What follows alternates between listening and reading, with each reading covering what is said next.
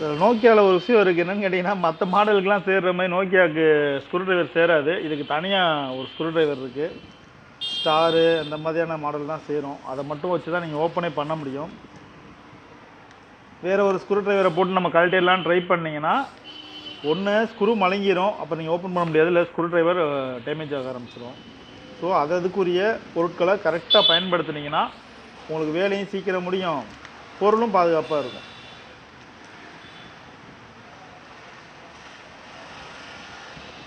இந்த மொபைலை கொடுத்தவரே தண்ணி பட்டிருக்கான்னு கேட்டதுக்கு, இல்லை சார் அதெல்லாம் தண்ணி படல சார், கையிலேயே சார் இருக்குது அப்படின்னாரு. அப்புறம் இதை பார்த்துட்டு சொன்னதுக்கப்புறம் தான், சார் இருக்கலாம் சார், வீட்டில் கொடுக்குறேன் சார் அப்படின்ட்டாரு.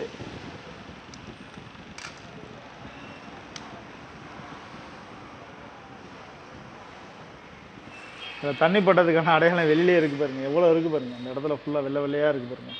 ஃபுல்லாக தண்ணி பட்டு பொரிஞ்சது பாருங்கள். உங்களுக்கு இதில் அந்தளவுக்கு கிளியராக இருக்கான்னு தெரியல, பட் தண்ணி பட்டது எந்த அளவுக்கு டேமேஜ் ஆகிருக்குன்றது உங்களுக்கே தெரியும்.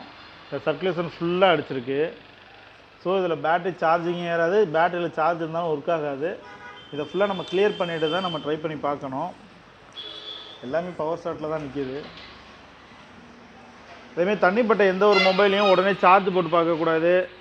சார்ஜ் போட்டு பார்த்தாங்கன்னா செலவு அதிகமாகி போயிடும், ஃபயராக ஆரம்பிக்கும், வெடிக்கிறதுக்கான வாய்ப்பு இருக்கும்.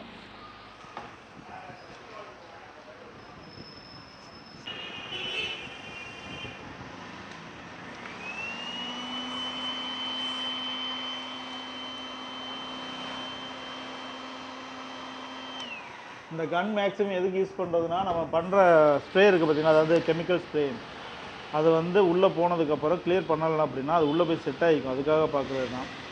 இந்த பேனலில் பாருங்கள், உள்ளே க்ரீன் கலரில் இருக்கா, இது ஃபுல்லாக தண்ணி உள்ளே போய் செட் ஆனது.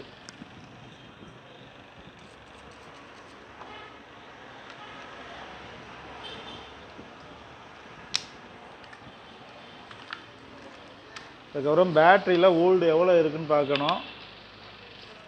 இது நம்ம வந்து 20ல் வச்சுக்கணும். 20ல் வச்சோம்னா உங்களுக்கு பேட்டரியில் சார்ஜ் இருக்கா இல்லையான்றதை பார்க்கணும்.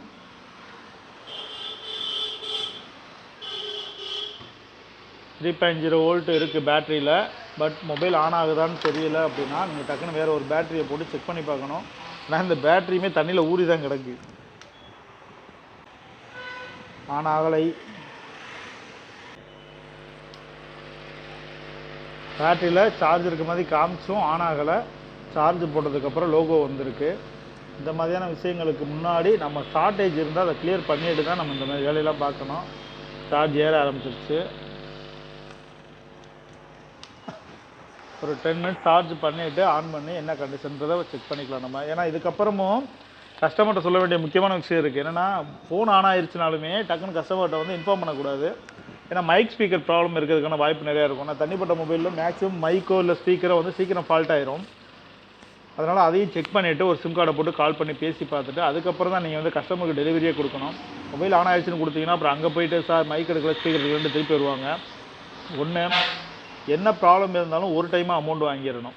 போனதுக்கப்புறம் சார் நீங்கள் மைக்கு வந்து தனி சார், மைக்குக்கு தனி, ஸ்பீக்கருக்கு தனின்னு சொல்லி கேட்டிங்கன்னா அது சங்கட்டம். அதனால் சர்வீஸ் பார்க்கும்போதே அதில் என்னென்ன ஃபால்ட் இருக்குன்றதை நீங்களாக செக் பண்ணி, அதாவது நீங்களாக தான் செக் பண்ணணும்.